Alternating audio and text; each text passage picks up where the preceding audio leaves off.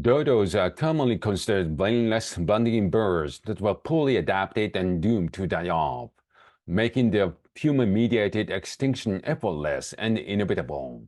But that's not the case. So what were dodos actually like, and what really caused their downfall? Let's start at their origin. Okay, rewinding more than 20 million years. Some tropical pigeon from Southeast Asia voyaged across the Indian Ocean, perhaps by gradually journeying from island to island. Eventually, their descendants came to a remote archipelago of East Madagascar. Those that were settled likely diversified over time. Then, about 80 million years ago, an underwater volcano formed another island on the chain, which would come to be known as Mauritius. Some of the birds populated this new island too, and down the line, dodos emerged as a distinct species.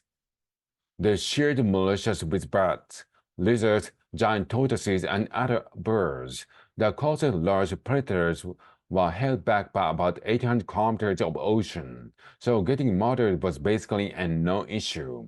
Without the need for defensive adaptations like flight, expanding energy on them would have been wasteful. So, as with kakapoos of New Zealand and cormorants of the Galapagos, their flight muscle shrank.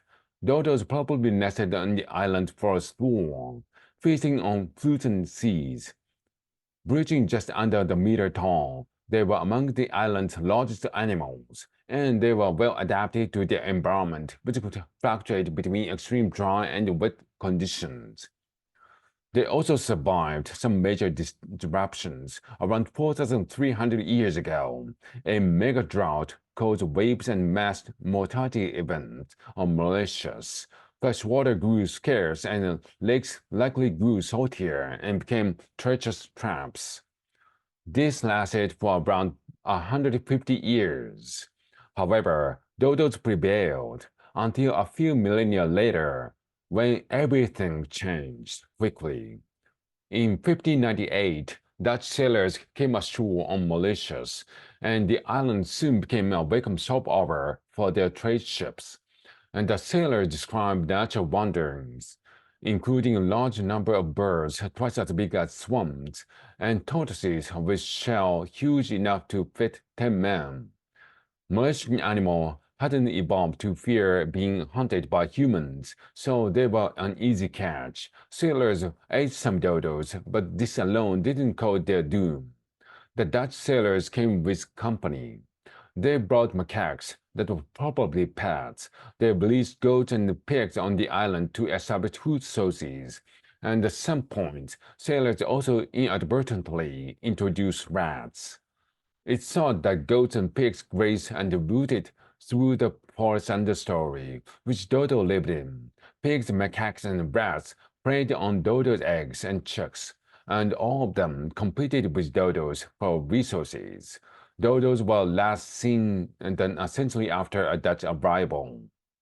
At the time, people didn't recognize that species could disappear. It wasn't until a century later, in the 1790s, that scientists conclusively demonstrated that concept of extinction. By then, many thought dodos were fake, but discovery from digs and spot remains helped confirm their existence. Nevertheless, representation of dodos were misleading. One popular natural history of text of the late 1700s characterized them as stupid, voracious, and grotesque. Once Lewis Carroll included Dodo in Alice's Adventures in Wonderland in 1865, the birds quickly amassed popularity. But dodos continued being framed as inept, clumsy, lazy, and unfit for survival in scholarly works, satirical magazines, and the children's poems alike. And yet, there is no evidence that dodos were less intelligent than their relatives. Dodo's brain size relative to its body was similar to that other pigeons, and especially rodent dodos' depiction are misleading. They may have been inspired by what dodos look like during mating displays or in captivity, or they were just poor artistic renderings. Scientists think dodos were fairly muscular birds. All in all, dodo was in fact a survivor that with that withstood major natural disasters and thrived on its island home. It simply wasn't prepared for a sudden onslaught of invasive species, but neither were other endemic malicious animals, including raving parrots, footbats, and giant tortoises.